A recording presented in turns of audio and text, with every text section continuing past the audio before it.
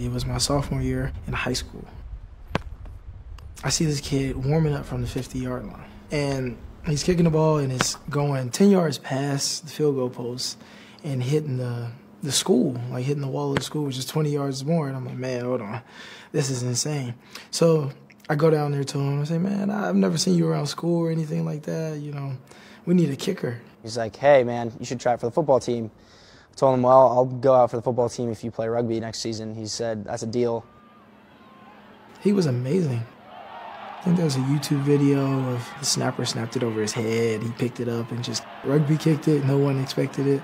63-yard punt. That foot of his is ridiculous. So when he showed up, I was like, man, all right.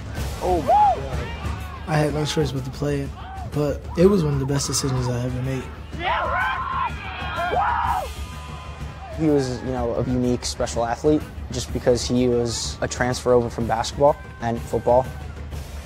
Whenever he managed to get his hands on the ball, it was showtime.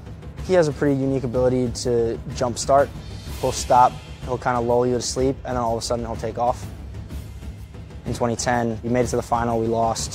2011, we lost in the semifinals. 2012, we lost in the semifinals. 2013, we lost in the finals. So that year in 2014, when he came out, you know, my senior year, put our team over the edge, and it, you know, really was a big factor in us winning our first national championship. In 2015, we were the single school national champions, and Cathedral Royal Irish from Indianapolis were the club champions. And we set up a match to play against each other, and a lot of people call it Clash of the Champions. Reggie scored 3 times in that game. We probably should have lost that game. We were losing, and we had the last play of the game, and we were about 20 meters out, and they gave the ball to Reggie, and Reggie just refused to be tackled. Basically said, hey, I'm going to put the team on my back, and we're going to win no matter what happens. Whatever it takes, we're going to win. I really think that Reggie coming out, it really got us over the hump. Now we've won 4 out of 5 years, and you know, it kind of elevated the program to a new level. It changed my life. It changed my high school experience. I think it just showed me how to win, how to really win games, and how to be a family. Rugby changed my game completely. I used to just, when I broke through the second level, I used to just get to the safety and just run. In rugby, you have no blocking. So once you get in that open field, you have no blocking, it's all on you. And in rugby, you have to make those count. Because if you don't, you know, that's a turnover. It taught me how to use my leverage, how to straighten guys up, how to run at guys, knowing when to run away from guys, how to use the sideline. Corbin's in the open, 30, 40, midfield, 40 of Wisconsin, 30 of the Badgers, still on his feet, 20, 10, 5, touchdown! When he played first, he was probably the most dangerous rugby player because of that ability to go 80 meters and score and to get around defenders. He's so strong in contact. His ability for defenders to bounce off of him, we see it on the football field. 35-30, still on his feet, 20, 10, 5, touchdown! One, you watch him, he can make you miss in a phone booth. He has that characteristic that some other guys don't have, a linebacker. And then two, he's got a speed element that once he hits a hole, you know, he's got the ability to take it to the house. Reggie Corbin takes it to the house. He's probably one of the few guys that we have on our football team that has that type of speed and ability that can do that against Big Ten defenses. And now he's probably having the best season, well, he is, of his career so far. Reggie Corbin, he's averaging almost 8 yards per carry and has had 4 runs of more than 50 yards on the season. And he's going to, keeps it up here, he's going to go over 1,000 yards for the year. I don't really focus on the 1,000 yards. I didn't know anything about it until everyone started talking about it. But I still haven't looked at it. I have no idea how many yards I have, how many carries I have, you know. I think once you start focusing on that, you get sidetracked. I just try to focus on playing hard every single day, even in practice. My dad says, if you are who you say you are, show me every day. So if I'm supposed to rush for 1,000 yards, I need to run for 1,000 yards every week.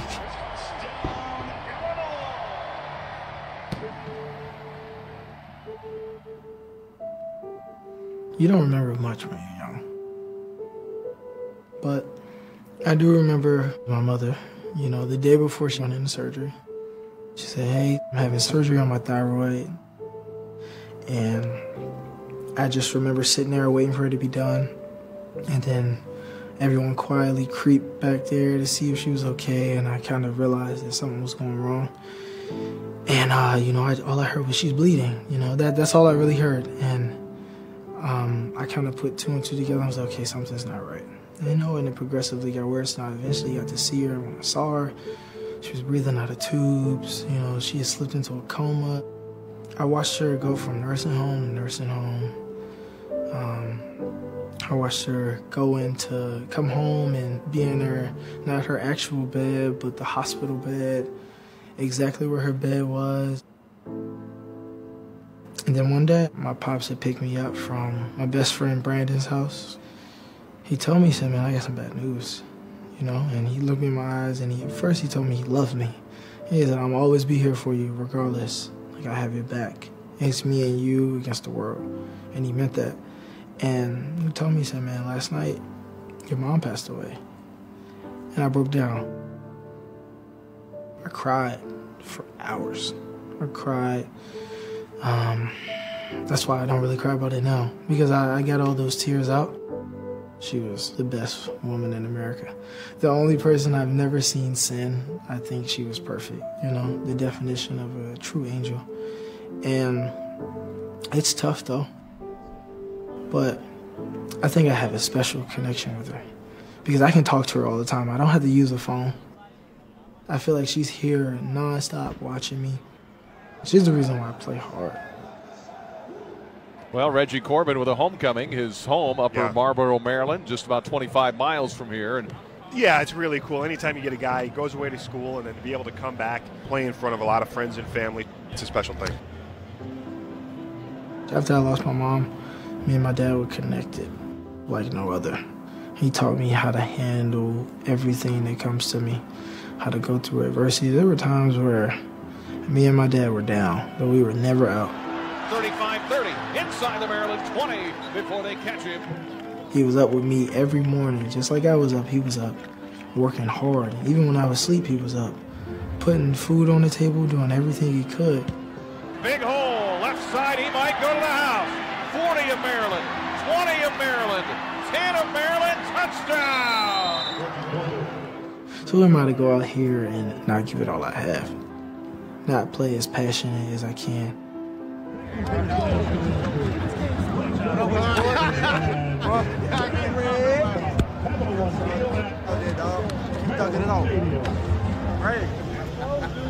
Reggie. Good to see you. Dad's playing something. Come on. How you doing? Doing well. How are you? I see you in a minute. I know. How you doing? I'm doing well. How are you feeling? I'm good. What's up, baby boy? You still playing? Yeah, of course. Where you playing at? Only time I see you is you kicking a game-winning field goal.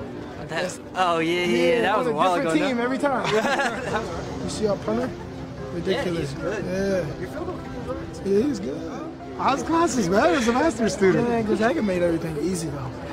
Illinois is hard, but, like, nothing's like Gonzaga. Because, you know, you have, like, 4 hours of homework. It's due the next day. It was too hard. I know. It was too hard. You can't even get out of there. Wait.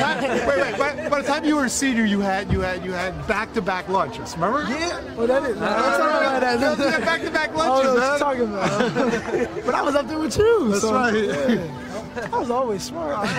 We know that. You just. Yeah, I know. Yeah, I got too. It's good to see you. I appreciate y'all coming. Let's talk in the next couple weeks. For sure. We definitely will. Be safe. Enjoy your flight. Love you. You too. All right, I'll call you. Enjoy your time.